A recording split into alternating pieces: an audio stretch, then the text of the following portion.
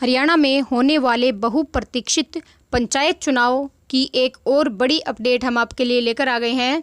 तो ऐसी अपडेट को जानने के लिए आप हमारे चैनल को सब्सक्राइब कीजिए, वीडियो को शेयर कीजिए और वीडियो को लाइक भी कीजिए। व्हाट्सएप, फेसबुक और इंस्टाग्राम पर भी शेयर कीजिए। आज हम जानेंगे एक बहुत बड़ी खबर जो कि सभी जो भी उम्मीदवार पंचायत चुनाव लड़ना चाहते हैं उनके लिए सबसे पहला कदम है पंचायत चुनाव के लिए। अब उनको जो अपना नॉमिनेशन भरना है, जो भी उनको फॉर्म भरना है, उसके लिए उनको क्या क्या डॉक्यूमेंट्स की ज़रूरत पड़ेगी ये हम आपको इस वीडियो में बताएंगे। तो वीडियो को पूरा देखिए ताकि आपका कोई भी डॉक्यूमेंट्स रह ना जाए और जिसकी वजह से आप इलेक्शन में ना उतर पाएँ, क्योंकि अब की बार जो है इलेक्शन बहुत ज़्यादा टिपिकल होने वाला है। बहुत ज़्यादा इसके अंदर कागजी कार्रवाई रहेगी और इसके अलावा बहुत ज़्यादा ये कंप्यूटरीकृत भी हो गया है अब की बार। तो इसलिए आप वीडियो को ध्यान से सुनिए। हरियाणा ग्राम पंचायत चुनाव में उम्मीदवारों को जो भी डॉक्यूमेंट्स की ज़रूरत पड़ेगी वो हम आपको बता देते हैं।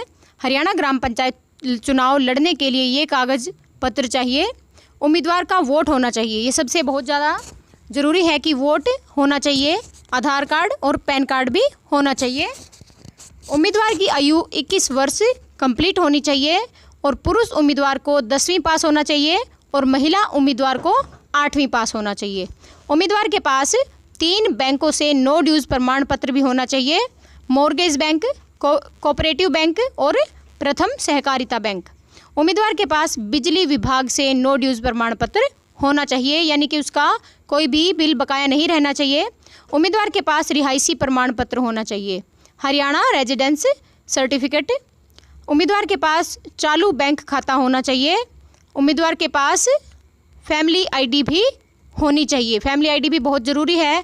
अब फैमिली आईडी बन चुकी है और इसमें कुछ भी कमियां अगर आप रहती हैं तो आप समय रहते इलेक्शन के नॉमिनेशन भरने से पहले अपनी फैमिली आईडी को कंफर्म करवा सकते हैं। अगर उसमें कोई भी गलती रह गई है तो किसी भी सीएससी सेंटर पर जाकर आप वहां से अपनी फैमिली आईडी को ठीक करवा सकते हैं। और इसके बाद आगे भी और भी डॉक्यूमेंट्स हैं, ये देखिए। इसके बाद हैं उम्मीदवार का किसी पंचायत ज़मीन या सरकारी ज़मीन पर कब्जा नहीं होना चाहिए। उम्मीदवार के पास शौचालय होना चाहिए। उसके पास कोई पुलिस मुकदमा उसके ऊपर नहीं होना चाहिए। उम्मीदवार के पास जाति प्रमाण पत्र होना चाहिए सिर्फ रिजर्व सीटों के लिए। और उम्मीदवार की 2 जगह वोट नहीं होना चाहिए। सरपंच पद के लिए उम्मीदवार की उसी ग्राम पंचायत में वोट होनी चाहिए जिसमें वह चुनाव लड़ रहा है। यानी कि अगर बाई चांस कोई गांव का आदमी हिसार में रहता है या कहीं शहर में रहता है और शहर से अगर उसने वोट बनवा रखा है तो वो उस गांव में सरपंच पद के लिए चुनाव नहीं लड़ सकता। उसका वोट उसी गांव का होना चाहिए। और इसके बाद ब्लॉक समिति पद के लिए उम्मीदवार की अपने ब्लॉक में ही वोट होना चाहिए।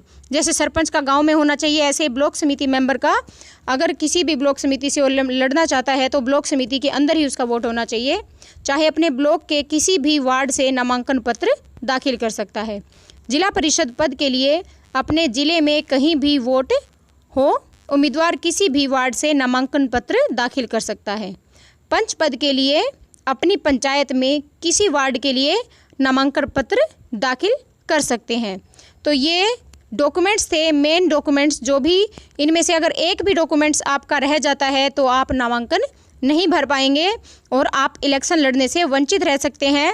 इसलिए जल्दी से ये सभी डॉक्यूमेंट्स आप सब तैयार कर लीजिए ताकि आपको कोई भी नॉमिनेशन भरने में कोई भी दिक्कत ना आए। तो ये थी एक बड़ी अपडेट हरियाणा पंचायत चुनाव को लेकर, जो कि चुनाव लड़ने से पहले सबसे ज़रूरी बात है। तो ऐसे ही नई अपडेट्स के लिए हमारे चैनल को सब्सक्राइब कीजिए, वीडियो को लाइक कीजिए और दूसरों के साथ शेयर ज़रूर कीजिए। और जो भी नामांकन पत्र दाखिल करने वाला है और जो भी इलेक्शन लड़ रहे हैं उन सभी उम्मीदवारों को हमारी तरफ से बहुत बहुत शुभकामनाएं। धन्यवाद।